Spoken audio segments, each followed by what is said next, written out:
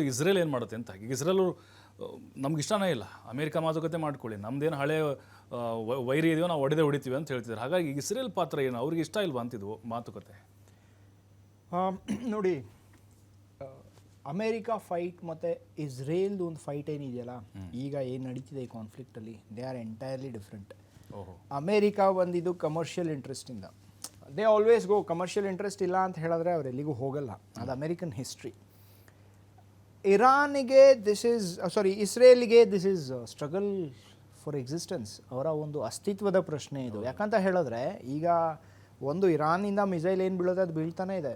ಅವರು ಎಲ್ಲ ಪ್ರಾಕ್ಸೀಸ್ ಯಾರ್ಯಾರಿದ್ದಾರೆ, ಹೌತೀಸ್ ಆಗ್ಬೋದು, ಹೆಜ್ಬುಲ್ಲಾ ಆಗ್ಬೋದು, ಹಮಾಸ್ ಆಗ್ಬೋದು, ಟು ಅ ಲಾರ್ಜ್ ಎಕ್ಸ್ಟೆಂಟ್ ಅವರು ಹಮಾಸ್ನ ಈಗ ಒಂದು ಹತೋಟಿಗೆ ತಂದಿದ್ದಾರೆ ಪ್ಯಾಲೆಸ್ಟೈನಲ್ಲಿ. ಬಟ್ ಹೆಜ್ಬುಲ್ಲಾಸ್ ಲೆಬನನ್ನಲ್ಲಿ ಏನು ಮಾಡ್ತಾ ಇದ್ದಾರೆ, each day missile attacks, 13 odd missiles ಏನೋ ಇವತ್ತು ಕೂಡ ಅಟ್ಯಾಕ್ ಆಗಿದೆ ಅಲ್ಲಿಂದ. ಬಟ್ ಟಾಕ್ಸ್ ಇದೆ, ಅವರಿಬ್ಬರು ಮಾತಾಡೋ ಕೂಡ ಒಪ್ಪಿದ್ದಾರೆ, ಇಸ್ರೇಲ್ ಮತ್ತು ಲೆಬನನ್. ನೋಡಿ, Lebanon is a separate entity. ಹೌದು, Lebanon is a separate entity and Hezbollah is a separate entity. ಯಾರಿಗೂ ಗೊತ್ತಿಲ್ಲ who is running that country. For that matter ಅಲ್ಲಿನ ಒಂದು ಅಡ್ಮಿನಿಸ್ಟ್ರೇಷನ್ ಏನಿದೆ ಅಂದರೆ the national government of Lebanon ಅದು ಹೇಳಿದೆ ಯುನೈಟೆಡ್ ಸ್ಟೇಟ್ಸ್ಗೆ, ನಾವು ಈ ಒಂದು ಹೆಜ್ಬುಲ್ಲಾನ ಕಂಟ್ರೋಲ್ ಮಾಡೋಕ್ಕೆ ನಾವು ಕೂಡ ನಿಮಗೆ ಕೋಆಪರೇಟ್ ಮಾಡ್ತೀವಿ ಅಂತ ಹೇಳ್ಬಿಟ್ಟು. So Hezbollah is A different entity operating from ಲೆಬನನ್. ಅದು ಮತ್ತು ಲೆಬನನ್ ಅವೆರಡೂ they are not the same. ಲೆಬನನ್ government ಅದಕ್ಕೆ ಸಪೋರ್ಟ್ ಮಾಡ್ತಿಲ್ಲ. So it's A parallel government ಅಲ್ಲಿ ನಡೀತಾ ಇರೋದು. ಸೊ ಈ ರೀತಿಯಾದಂಥ ಒಂದು ಪರಿಸ್ಥಿತಿ, and they are launching missiles ಅಂತ ಹೇಳಿದ್ರೆ ಅವರ ಒಂದು ಆರ್ಗನೈಸೇಷನ್ ಮಲ್ಟಿಪಲ್ ಲೇಯರ್ಸಲ್ಲಿ ಅವರು ಆರ್ಗನೈಸ್ ಆಗಿದ್ದಾರೆ. ಓಕೆ, ಯಾರು ಇವರ ಪ್ರಾಕ್ಸೀಸ್ ಯಾರ್ಯಾರಿದ್ದಾರೆ ಅವರು, ಇರಾನ್ ತನ್ನ ಅಟ್ಯಾಕ್ ತಾನು ಮಾಡ್ತಾನೆ ಇದೆ. ಸೊ ಇಂಥವ್ರನ್ನ ಯಾವ ಒಂದು ನಂಬಿಕೆ ಮೇಲೆ ಇಸ್ರೇಲ್ ಇವ್ರಿಗೆ ಹೇಳುತ್ತೆ, ಅಂದರೆ ಇವ್ರನ್ನ ಯಾವ ಒಂದು ಗ್ಯಾರಂಟಿ ಮೇಲೆ ನಂಬುತ್ತೆ ದಟ್ ನಾಳೆ ಇವ್ರು ನಮಗೇನು ಮತ್ತೆ ಕೌಂಟರ್ ಅಟ್ಯಾಕ್ಸ್, ಕೋಆರ್ಡಿನೇಟೆಡ್ ಅಟ್ಯಾಕ್ಸ್ ಮತ್ತೆ ನಮ್ಮ ಮೇಲೆ ನಡೆಯಲ್ಲ ಅಂತ ಹೇಳ್ಬಿಟ್ಟು. ನಮ್ಮ ಕೇರಳ ಅಷ್ಟಿದೆ ಇಸ್ರೇಲ್, ಹೆಚ್ಚು ಕಮ್ಮಿ. ಅಂಥ ಒಂದು ಸಣ್ಣ ದೇಶ ಇಷ್ಟು ಜನ ಅಗ್ರೆಸರ್ಸ್ನ ತಡ್ಕೊಂಡು ಅದು ಇವತ್ತು ಎಕ್ಸಿಸ್ಟ್ ಆಗ್ತಾ ಇದೆ, ಮತ್ತು ಅವ್ರನ್ನೆಲ್ಲರನ್ನೂ ಕೌಂಟರು ಮಾಡ್ತಿದೆ ಅಂತ ಹೇಳಿದ್ರೆ we have to appreciate that is the first thing. Secondly, ಇದನ್ನು ನಂಬುತ್ತಾ? ಖಂಡಿತವಾಗ್ಲೂ ನಂಬಲ್ಲ. ಫಸ್ಟ್ಲಿ ಅದು ಪಾಕಿಸ್ತಾನನೇ ನಂಬಲಿಲ್ಲ.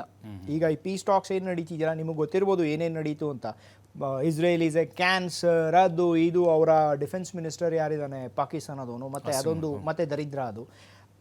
ಅವನು ಈ ರೀತಿ ಏನು ಪೀಸ್ ಟಾಕ್ ಶುರುವಾಗಕ್ಕೆ ಮುಂಚೆ ಹೀಗೆ ಮಾಡಿಬಿಟ್ಟು, ಅರ್ಥ ಆಯ್ತಾ, ಇದನ್ನೆಲ್ಲ ಆದಮೇಲೆ ಹೇಗೆ ನಂಬಕ್ಕೆ ಅಂದರೆ ಫಸ್ಟ್ಲಿ ಅವರು ಯಾವ ಅಗ್ರೆಸರ್ಸ್ ಇದ್ದಾರೆ ಅವ್ರನ್ನೂ ನಂಬ್ತಾ ಇಲ್ಲ. ಅದಾದಮೇಲೆ ಅವರು ಯಾರು ಮೀಡಿಯೇಟ್ ಮಾಡ್ತಿದ್ದಾರೆ ಅವ್ರನ್ನೂ ನಂಬ್ತಿಲ್ಲ. ಯಾಕಂತ ಹೇಳಿದ್ರೆ ಅವ್ರಿಗೆಲ್ಲರಿಗೂ ಇದು ಗೊತ್ತಿದೆ ಯಾವ ಪಾರ್ಟೀಸ್ ಇದರಲ್ಲಿ ಇನ್ವಾಲ್ವ್ ಆಗಿದೆ, ಯಾವುದೂ ನಂಬಿಕೆಗೆ ಅರ್ಹ ಅಲ್ಲ ಅನ್ನೋದು ಅವ್ರಿಗೆ ಗೊತ್ತಿದೆ. ಸೊ ಯಾವ ಒಂದು ಇದಿರೋದ್ರಿಂದ they are trying their best. ಲೆಬನನ್ನ ಅಂದರೆ ಹೆಜ್ಬುಲ್ಲಾನ ಈ ಒಂದು ಅಗ್ರಿಮೆಂಟ್, ಈ 10 ಕಂಡೀಷನ್ಸ್ ಏನಿದೆ ಇರಾನಲ್ಲಿ, ಈಗ ಲೆಟಸ್ಸೇ ನಾಳೆ ಫುಲ್ ಸೀಸ್ ಫೈರ್ ಅವ್ರು ಮಾಡಿದ್ರು, ಲೆಟಸ್ಸೇ ನನ್ನ ಪ್ರಕಾರ ಅದಾಗೋದು ತುಂಬ ಕಷ್ಟ.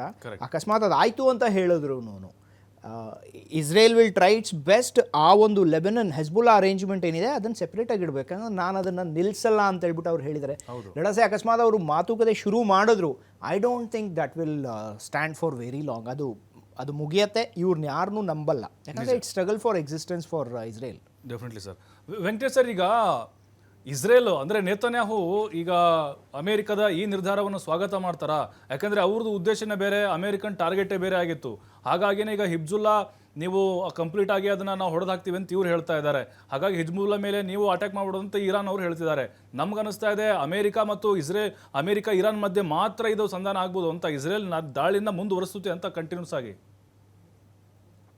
No doubt. ಯಾಕಂತಂದ್ರೆ ಇಸ್ರೇಲ್ ಏನಂತಂದ್ರೆ ಅವ್ರಿಗೆ ಆಕ್ಚುಲಿ ಈ ಒಂದು ಯುದ್ಧಕ್ಕೆ ಮೇನ್ ಕಾರಣ ಏನಪ್ಪ ಅಂದ್ರೆ ಅವು ಸೈಕೋಪ್ಯಾತ್ ನೇತಾನ್ಯಾಹು ಏನಂತಂದ್ರೆ ಅಮೆರಿಕನ ಡ್ರಾಗ್ ಮಾಡಿದ್ದಾರೆ. ಯಾಕಂದ್ರೆ ಒಬ್ಬರೇ ಸಿಂಗಲ್